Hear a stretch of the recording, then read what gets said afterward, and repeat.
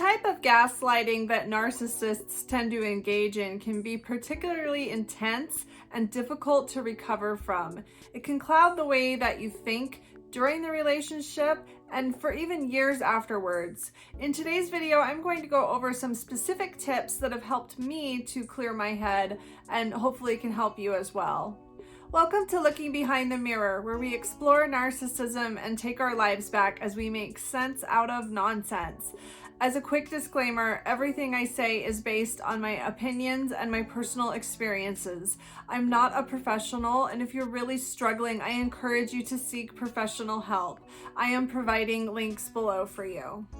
Now, there's all kinds of different methods of gaslighting, and there's all kinds of different ways that it can affect us both while it's happening and after it's over. So I can't possibly cover every scenario or every method that can help you recover from it. There would be so many, but I really want to share with you some really specific tips that I discovered along the way that really helped me get my head on straight. And the type of gaslighting that I struggled with was the type that caused me to blame myself for things, or to have unreasonable expectations of myself, or to have a skewed memory of how things happened, or who was responsible for what, or how it was I deserved to be treated in certain scenarios. I've often said that gaslighting only works if you don't know that it's happening, but that doesn't always account for the aftermath of gaslighting and trying to reprogram your mind after you've been so thoroughly brainwashed, trying to clear up thoughts after you've already been subjected to gaslighting that was very effective while it was happening. Of course, the first tip that I would offer anyone that's being subjected to gaslighting is to cut the relationship off. And I don't want to be too quick to say that. Sometimes it's not always so bad as to warrant cutting the relationship off completely. But if you're being abused, and you're being abused by somebody that's constantly messing with your sense of reality and constantly skewing your perception, then I would guess that most of the time it would be a good idea to cut contact off completely, because somebody that's constantly doing this to you is toxic, is not good for your mental health. It's going to make it very difficult to recover and clear your head if you're continuing to communicate with somebody that knows how to manipulate you. So apart from cutting off contact, what else can you do to clear your head? One little trick I would use for myself that really helped me a lot was to ask myself specifically what I could have done differently in a scenario in which I've been made to feel like I'm a failure, I haven't tried hard enough, or I'm the one to blame for everything. Narcissists have a way of making you feel like you haven't done enough, but they're very good at being vague about their criticisms. So it can be very disorienting and confusing and somehow still leave you feeling like you haven't done enough and that it's your fault that you feel the way you do, it's your fault that the relationship didn't work out, or somehow it's your failure. When you really step back and look at whatever the situation is very specifically, you can often see that the criticisms that you're receiving really are not reasonable. I was once told repeatedly that I was inefficient and unorganized. This criticism was very easy for me to buy into because I was constantly running around like a chicken with my head chopped off trying to get everything done. And I was constantly feeling like I was treading water and I was just barely getting things done in time. And I did feel unorganized and inefficient. However, when I step back and look at the situation specifically and try to ask myself, what could I do specifically? Very specifically, what could I do differently that would make me efficient and organized? I realized that in the environment I was in, I was being tasked with so many things with so little notice that was actually the reason that I was inefficient. I was in another situation once where I was being told that I wasn't helping to manage the finances in a situation in which I had some access to the finances, but I didn't have enough access to know where the money was coming from or how much money was available or anything of the sort. I had no idea really what was going on. I just had this very small little window that I was able to make some purchases from. But then I was being told that I wasn't involved enough, but I wasn't involved enough with something in which vital information was being kept from me from the same person that was telling me I wasn't involved enough. And when I tried to explain that I can't help manage finances if I don't have any information, we just kept going around in circles where I just needed to be more helpful and I needed to be more involved and more appreciative of what, I don't know. Maybe if the criticism is something simple like you don't clean enough, you could ask yourself, okay, what exactly was it that I did clean and what should I have cleaned? At what point specifically would I have been considered to have cleaned enough? And you can see that with a narcissistic person, it's not about anything specific that can actually be fixed. There's nothing you can actually do that's going to satisfy the criticism. There's no specific solution. Anything specific that you could do is just going to lead to more criticism and new problems. This is simply because the point of the criticism is to make you doubt yourself. It's to put all the blame onto you. It's to keep you vulnerable and to keep you looking to the narcissist for guidance and validation. When the only purpose of criticism is to make you feel bad about yourself and to make you feel like you can't trust your own judgment, that same criticism can often fall apart very quickly when you apply critical thought. Another tip I have when you're being gaslighted is to pause. This can especially apply when the relationship has ended and you're being subjected to text messages or emails or voicemails that are very emotionally provoking. Narcissists know just what to say. They know just what buttons to push to really get you worked up into a frenzy. I found that it was very helpful when I received messages, even when I was no contact. These messages can still get through somehow. They can always find a way to text you or to have a friend send a message or whatever. And I remember times where I would emotionally kind of fly off the handle after hearing certain things. But if I just paused and I just waited for maybe an hour, I would start to see things in a different light. Things would start to become much more clear to me, and I would see these same messages in completely different ways.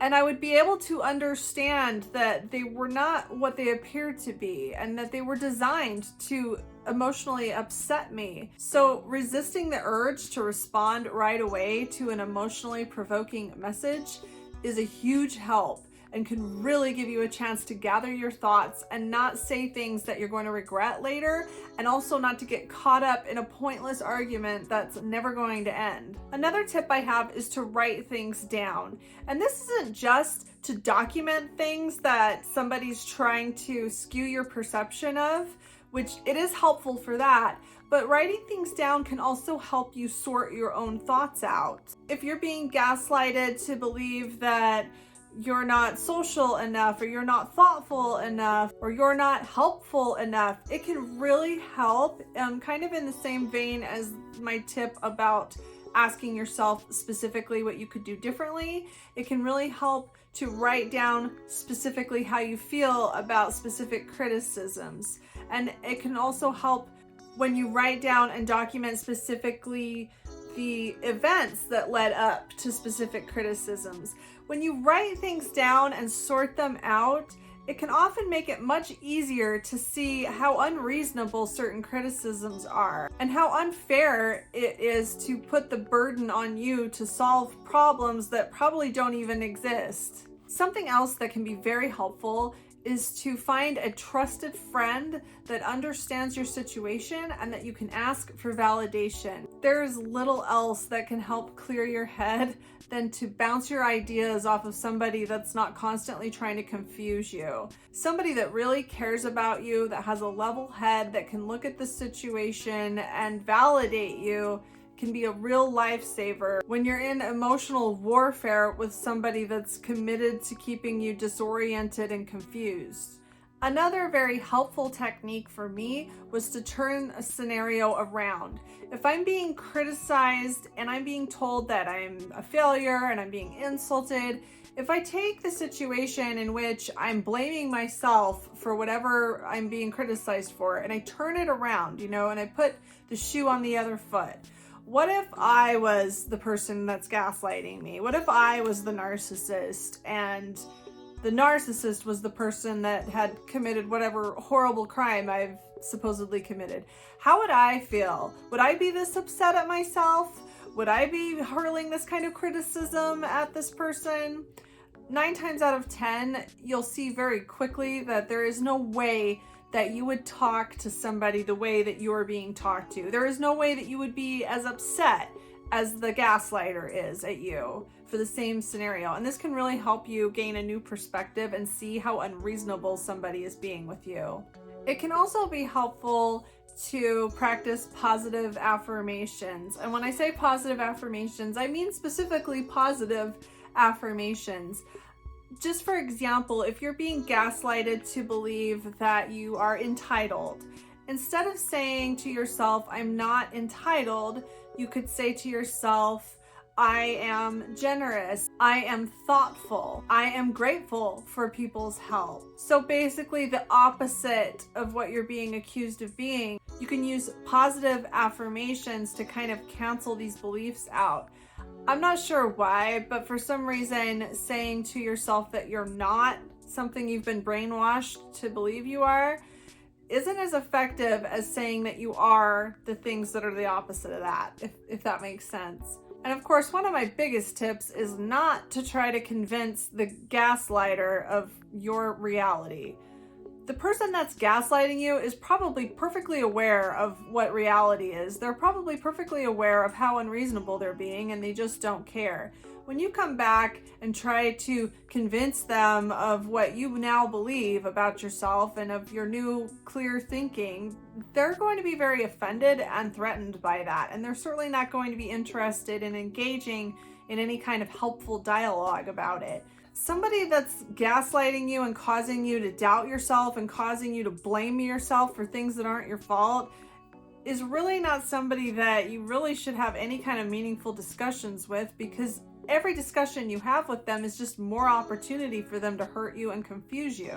I know it's tempting to try to get the last word in, but people that have this little of empathy, people that are willing to ruin somebody's self-esteem and basically ruin their own image of themselves so that they can gain some small amount of power or control. They don't care about how they're affecting you. They don't care about how their behavior has affected you. They don't care about your perspective. And trying to gain the last word with somebody like this, you're going into battle with someone that doesn't have any principles. You're only willing to stoop so low. And I guarantee they're willing to stoop lower. And there just is no point in trying to communicate with somebody like this. When it comes to gaslighting, the most important thing that you can learn is to learn to trust yourself. Gaslighting is most effective in situations in which you trust someone more than you trust yourself, and you're unlucky enough to be in a situation where that person is taking advantage of you, where that person is actually using your trust in them to skew your own perception of yourself and skew your perception of reality. And unfortunately, there's no shortage of people out there that are willing to abuse and betray your trust in that way. I know for me, it took me a long time to really understand that my opinion is just as valid as anybody else's. Just as a quick example, I would clean a room and then I would be told that the room was dirty. I would look at the room and it would look clean to me. I just vacuumed, I just dusted. But of course, it's not sterile. It's not ready to be an operating room. So of course there's still going to be some traces of dirt in the room. Therefore the room is dirty. Therefore I don't know what a clean room is. Therefore I'm a terrible housekeeper, right? But I needed to have the confidence to be able to look at a room that I just cleaned and say to myself, this is clean enough. This room is clean. And if somebody comes along and tells me that it's not, that doesn't mean that I don't have good judgment. It doesn't mean that I'm a dirty person. It doesn't mean that I'm stupid or that I have low standards. It means that this room is clean because I think it's clean. And it's my room and my opinion is valid and I'm the one that cleaned it. And if somebody's coming along telling me it's not clean enough, then I need to have the confidence to tell that person that they can clean it next time. And there's nothing wrong with the way that I'm perceiving how clean this room is.